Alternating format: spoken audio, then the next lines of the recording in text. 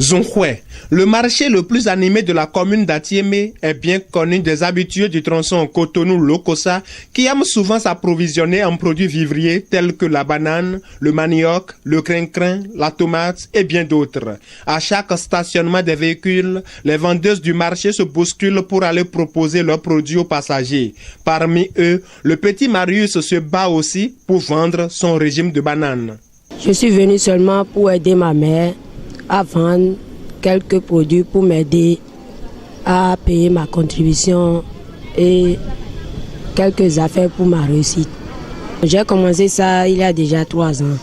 Comme on peut bien s'en douter, il n'est point facile à ce gamin de se faufiler entre les gens pour atteindre les occupants des véhicules.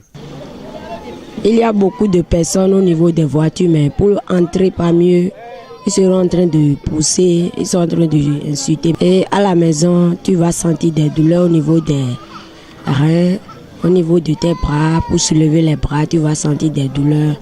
Malgré ces difficultés, Marius ne se décourage pas. Bon, ça ne me décourage pas parce que je le fais pour aider ma maman. Parce que c'est elle qui me paye la contribution et me fait tout. Bon, c'est à cause de ça, ça ne me décourage pas. Conscient des raisons de son combat dans le marché de Zonghoué, Marius fait fi des moqueries de ses camarades. Si on se moque de moi, c'est parce que leurs parents sont des personnes riches, qui sont des citoyens, qui sont dans des bureaux. C'est à cause de ça qu'ils se moquent de moi. Sagbodé Marcelin, responsable du marché de Zonghoué, désapprouve la présence continue des enfants dans le marché parce qu'il a remarqué que cela encourage la déscolarisation des enfants au fil du temps, notamment chez les filles qui finissent par prendre goût à l'argent. Effectivement, les enfants aident les parents, leur maman dans le marché.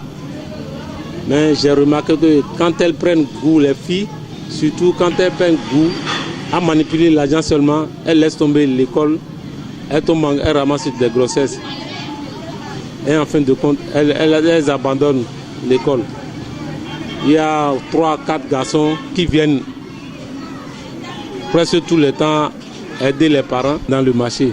Contrairement à ces gens de filles, Marius n'entend pas se laisser emporter par le goût de l'argent. Il promet aller au bout de ses études pour réaliser son rêve.